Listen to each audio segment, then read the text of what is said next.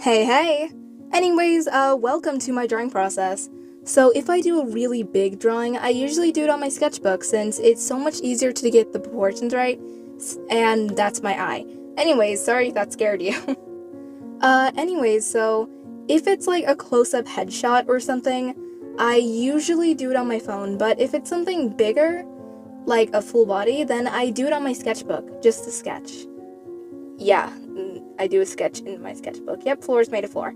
Anyways, so I do my sketch in my sketchbook because it's easier to see the proportions, since I can see the head and I can see the feet at the same time, so I could kind of get the proportions right in a certain sense, but there's still certain adjustments that I do. Anyway, on a new layer, I used my square hairbrush. I'm becoming quite fond of it. But honestly, it doesn't really matter what kind of brush you use. You can use dip pen soft, dip pen hard. It doesn't matter. Anyway, sorry that the video is a little blurry. I guess it was like that because I did a full body. One thing that I don't like about Ibispaint is, despite the fact that I made the canvas as large as possible, 4,000 by 4,000, yeah, it was still kind of blurry because it's a full body. Anyways, so I just do the line art. I usually don't do line art, but I think I'll be doing it for now because it just makes the coloring process so much easier. Anyways, yeah. Usually when I do the coloring process, I went over the sketch, but this time I'm going to do it under the line art, since that will be my new process. While I was drawing this, if anyone dare said she looks like Amber, I will come to your house and slap your face. I will slap your face and I will steal your dog. Also, I will slap your face and steal your dog. Yep. Okay, anyways. So, if you say it looks like Amber, please don't. Those aren't my hands. So, I usually use references as any normal person should. And no, you're not quirky if you don't use references, you're just stupid. No, I'm sorry, you're not stupid if you don't use references, you're just stubborn. And kinda dumb. Alright. Anyways, so, yeah, okay, I figured I just insulted people, sorry.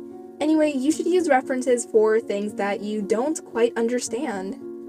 Okay, it's common sense, and you should do it. Alright, so, obviously, this is all on a new layer, so I could delete my sketch.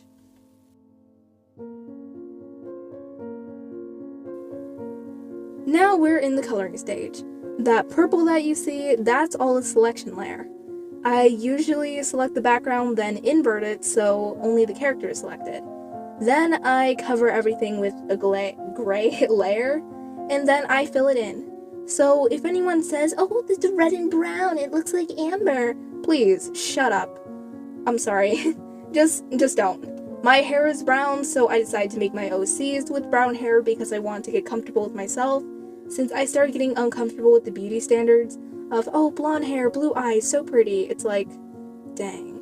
Anyways, so I had an OC with light brown hair and like blonde eyes, wow. Anyways, I started feeling insecure about that, and I just decided, hey, you know what? Instead of feeding my insecurity by making an OC that I wish I looked like, I will instead make my OC look like me so I could get comfortable in my own skin. Anyways, I bet you're wondering, why did you put that picture of Amber there? Now we're in the shading stage. But the reason why I put that picture of Amber was because I realized it looked too much like Amber, so I tried to make it look less like Amber, and I think I succeeded. Anyways, in the coloring stage, I only add a gradient of the skin color onto things like the clothes or whatever the skin is touching, really.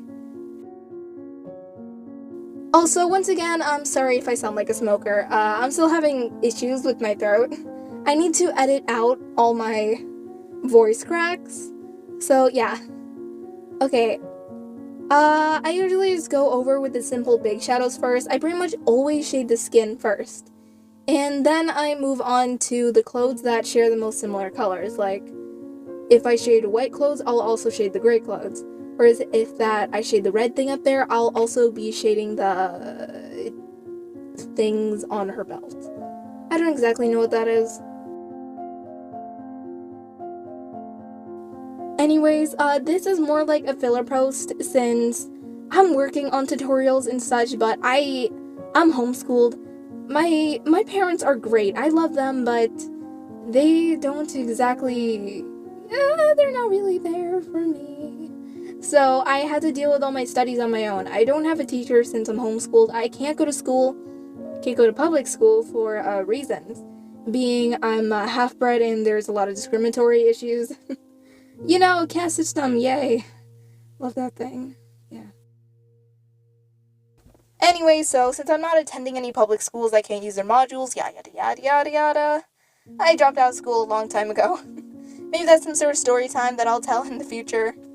Anyways, after I'm done with the basic shading, usually things look so boring and kind of So what I do is I do the final touches stage, I should say, I guess. In the final touches stage, I usually add some lighting effects. Before, I used to make the lighting effects really intense, but now I try to be a little more subtle with it so that I can show the rest of the shading. So here I'm adding some lighting, which is coming from the top of her, and then I also edit, I use an overlay layer, and I go over the thing with, black and stuff. Anyway, so I haven't been posting as often as I used to because I'm also trying to take my studies a little more seriously since, as I said, my parents aren't really there. And I don't really have a teacher either, so all my studies is up to me. And I'm gonna be turning 16 soon, and I want to graduate early. So when I'm 16, my goal is to get a GED, which is basically a high school diploma, but for kids that don't have the option to get a high school diploma. Myself included, since I can't attend any of the schools here due to issues. Anyway, so over here, I'm gonna go in depth with each one of these stages in a future video. I'm really sorry for not posting such good things often. Anyway, so now I use elements or backgrounds is the final stage. Keep in mind, when I do this, I already kind of have an idea in my head. This character is based off of Genshin Impact, which I started playing recently, and I'm only on rank 15. So I usually have an idea in my head. Anyway, their ability is, their element or whatever it's called is, the fire thing, pyro. Yeah. Anyways.